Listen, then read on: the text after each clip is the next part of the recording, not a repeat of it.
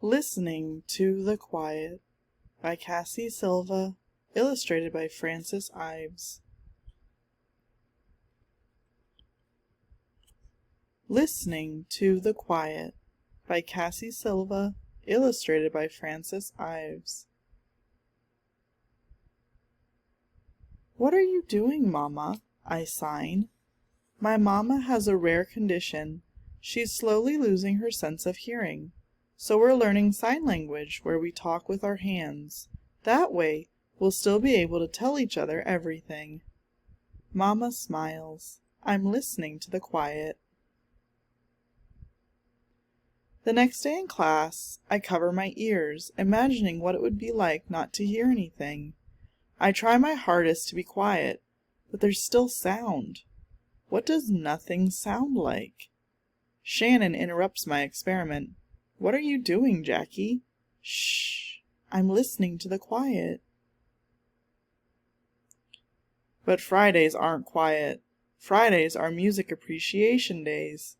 Sam shows us how to turn our rain sticks into tropical storm. "Such a beautiful sound," Shannon says. I let my rain stick trickle once more, then hide it in my desk. If Mama can't hear rain sticks anymore, neither will I.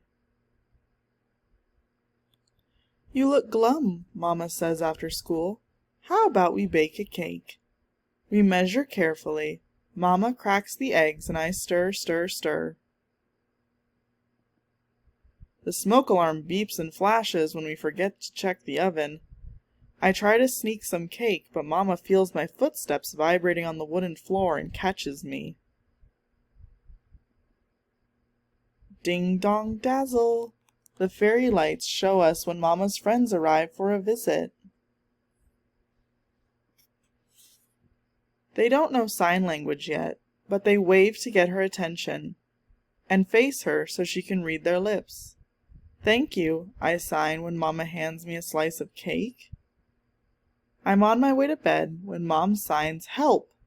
I see the icing on the floor, and I come to her rescue before anyone notices. It's like we speak a secret language. On Friday, Carlos shows us how to play the bongo drum. I'm determined not to listen, but I can feel the drumming echo through my body. I close my eyes, focusing on the feeling. At the end of class, Mrs. Brown taps me on the shoulder. "It's your turn next week, Jackie."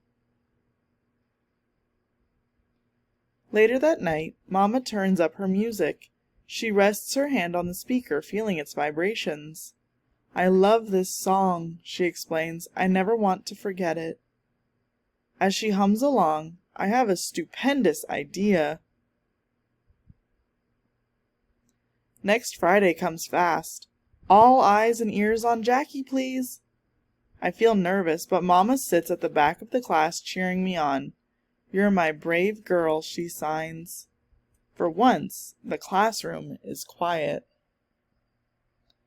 I take a deep breath and start tapping my feet. "My mama loves this song," I tell the class. "Can you tap along with me so she can feel the beat?" My classmates start stamping their feet, quietly at first, and then louder and louder. Mama's face lights up as she feels the rhythm. I start singing the words of the song while my friends sing along. I'm delighted when Mama sings back. When the song comes to an end, the stamping slows down and the quiet takes over. "Do we clap?" Shannon asks. My friends look back to the back of the room and see Mama cheering with her hands. I smile as I see a sea of hands rise before me and wave in quiet applause. Mama and I walk home with matching smiles. Even though she's starting to hear more quiet, she still feels the sounds in her body and in her heart. I guess there are lots of ways to appreciate music, not just with your ears. At home that night, we turn the music up loud and we dance.